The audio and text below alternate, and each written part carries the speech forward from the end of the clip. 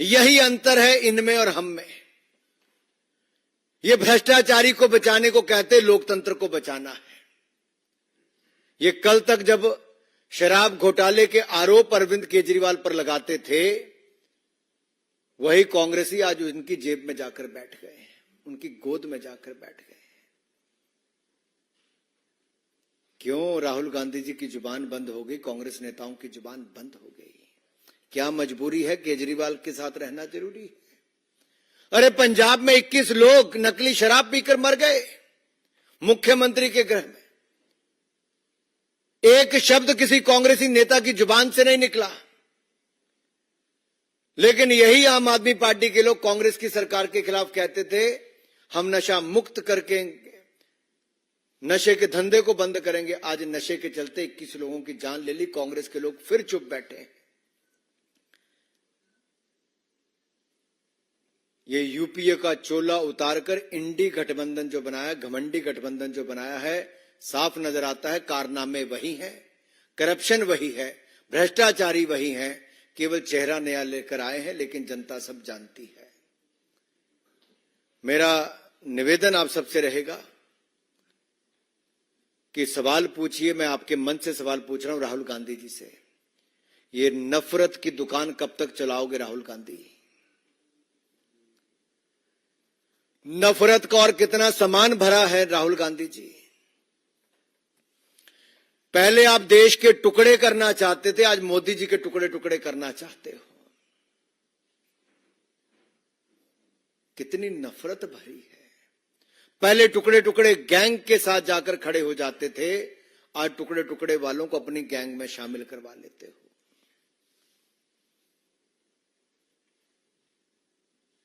ये नफरत इस चुनाव में कांग्रेस की और इनके सहयोगियों की साफ दिख रही है। अपशब्द गालियों का भंडार जो इनकी नफरत की दुकान में है, वो आज बाजार में आ गया है। 120 गाली अब तक हो चुकी है मोदी जी के खिलाफ। ये 420 करने वाले ना जाने कितनी गाली और निकालने के लिए तैयार हैं। जिनके पास ना नेता है, आज भी नेता ढूंढने की फिराक में है। नीति तो इनके पास कभी थी ही नहीं, और नियत में खोट पहले दिन से नजर आ रहा था। सो ना नेता है, ना नीति है, और नियत में भी खोट है। धन्यवाद। मैं यही कहूंगा, इन्होंने अपना रूप तो बदला है, लेकिन साफ नजर आता है यूपीए का नाम बदला है, लेकिन बहरूपीए का असली चेहरा वही है। नफरत की दुकान, सिर फोड़ने का सामान, टुकड़े टुकड़े गैंग, ये सब इनके साथ है, जो मोदी जी को गाली के बाद गाली निकालते हैं, लेकिन जनता के मन में मोदी जी के प्रति प्यार ही प्यार है।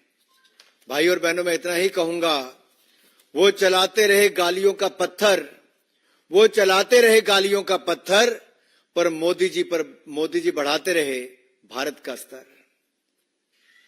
वो अपनी गाली बरसाते रहेंगे, हम भारत का स्तर बढ़ाते रहेंगे। जो भ्रष्टाचार के खिलाफ आवाज उठाने की बात करते थे, नैतिकता की बात करते थे, वो अनैतिक कार्य भी करते रहे, और नैतिकता दूर दूर तक कहीं नजर नहीं आती है।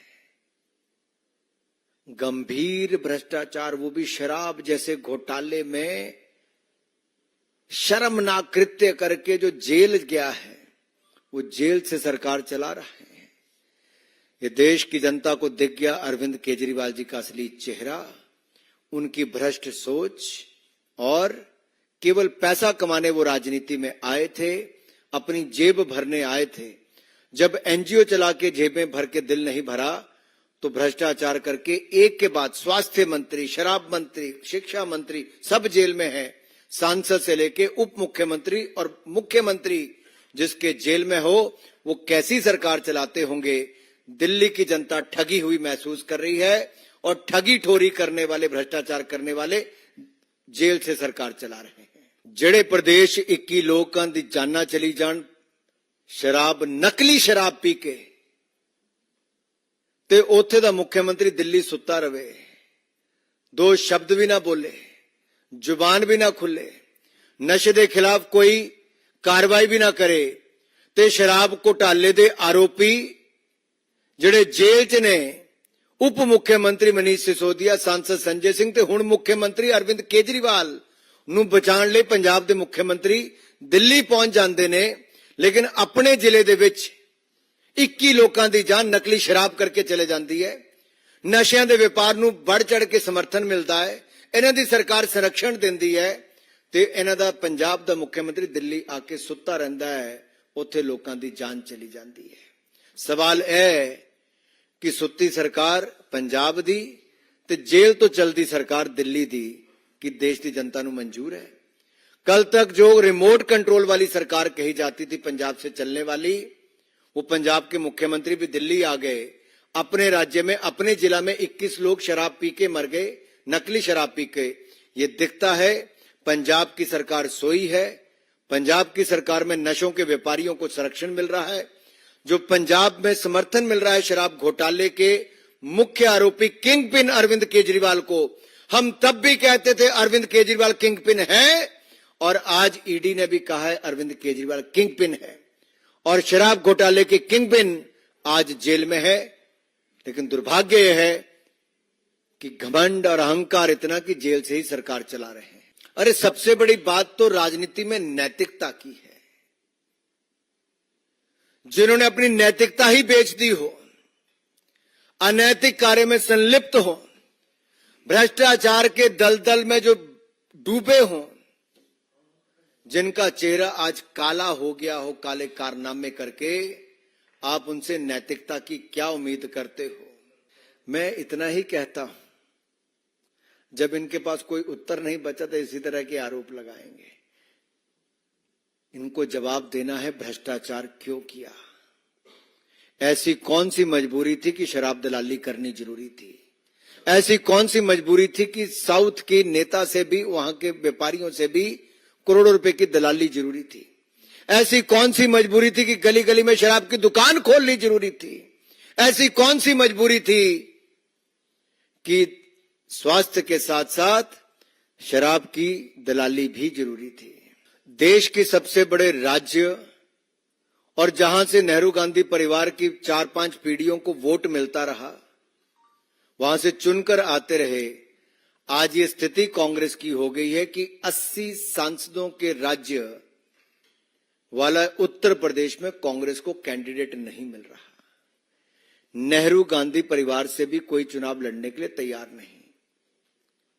ये अपने आप में दिखता है कांग्रेस की दुकान बंद होने को आ गई है। कांग्रेस मुक्त भारत की जो हम बात करते थे, उत्तर प्रदेश से उसकी शुरुआत हो चुकी है, और देश के अलग अलग राज्यों में जैसे राजस्थान, गुजरात, बाकी राज्यों में भी, हरियाणा, हिमाचल प्रदेश में पहले ही कांग्रेस की दुकान बंद हो चुकी थी। अब उत्तर प्रदेश में भी कांग्रेस 0/0 आने वाली है। संविधान बनाने वालों का चित्र पीछे लगे था, लेकिन संविधान को कुचलने का काम हो रहा है। जिस व्यक्ति ने अपनी जवानी देश की आजादी के लिए दे दी, उसका फोटो तो लगाते हैं, लेकिन कारनामे कुछ और करके दिखाते हैं। वो भी पीछे शर्मसार होते होंगे कि उनका भी दुरुपयोग कैसे किया जा रहा है। अब इनके पार्टी के नेता नहीं बचे कोई साथ में खड़े होने के लिए, तो धर्मपत्नी जी को उतारा है। एक समय था लालू जी ने राबड़ी जी को उतारा था, यहां पे राबड़ी 2.0 होने वाला है। मैं यही कहूंगा,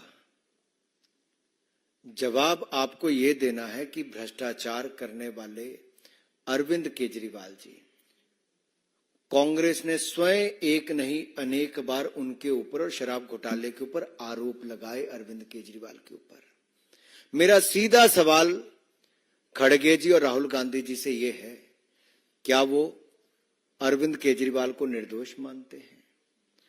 क्या वो भ्रष्टाचार के खिलाफ कार्रवाई करने को बंद करवाना चाहते हैं? क्या वो ये घमंडिया गठबंधन में भ्रष्टाचारियों का जो मेल हुआ, ठगबंधन जो हुआ है, उसके लिए इतना नीचे गिर गए हैं कि आज आरोपियों के साथ आकर मंच पर खड़े हो गए हैं? सवाल यह है कि क्या कल तक अरविंद केजरीवाल दूसरों को क्लीन चिट देते थे जो जेल में हैं, वो आज भी 1.5 साल से जेल में ही है, और क्लीन चिट देने वाला आज खुद जेल में और गिरफ्तारी में है।